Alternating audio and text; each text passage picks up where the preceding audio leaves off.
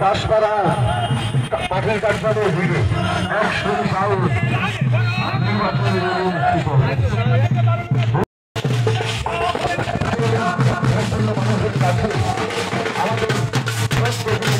বিপুলভাবে আমাদের ভারতীয় জনতা পার্টির যারা আছে তাদেরকে সমর্থন করবে। আর এই 12 নম্বর যে আসন যেটাতে আমি দাঁড়িয়েছি সেটাতেও বিরোধীদের জামানত জব্দ হবে, এটা আমি নিশ্চিত বলে দিতে পারি। আর আমার জয়ের ব্যাপারে যেটা আপনারা বলেছেন সেটাতে মানে 100%-এরও বেশি যেটা আছে, যদি কোনো কিছু থাকে সেটাও আমি বলতে পারি যে আমি জয়ী হবই, একটা রেকর্ড ভোটে জয়ী হব, ব্যবধানে জয়ী হব।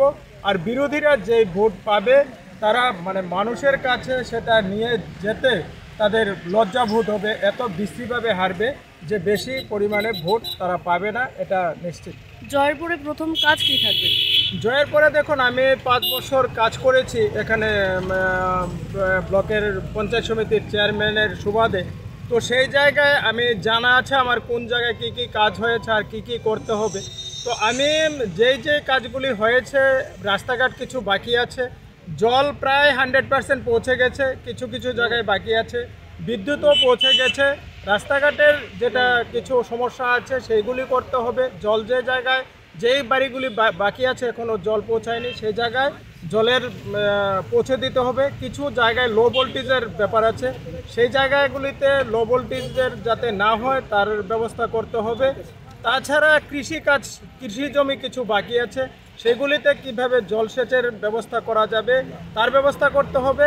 সর্বোপরি আমি যেটা প্রতি জোর দেব, আমাদের যারা এসএইচজি গ্রুপ আছে সেটা নিয়ে আমি আগেও কাজ করেছি। প্রায় 300-র মতো এসএইচজি গ্রুপ ছিল আমাদের এই পঞ্চায়েত সমিতি হওয়ার আগে, সেটাকে 150-র উপরে আমি গত 5 বছরে নিয়ে গেছি। তো সেখানে যারা এসএইচজির সঙ্গে যুক্ত হয়েছে, আজকের দিনে এমবিবি কলেজের ক্যান্টিন আমাদের ওল্ড আগরতলা ব্লকের এসএইচজি গ্রুপ চালাচ্ছে। তো সেই জায়গায় দাঁড়িয়ে আমি চাইছি আমাদের মায়েরা বোনেরা যারা আছে এসএইচজি গ্রুপ করে তাদেরকে কিভাবে স্বনির্ভর করা যায়। অনেকে স্বনির্ভর ইতিমধ্যে হয়ে গেছে,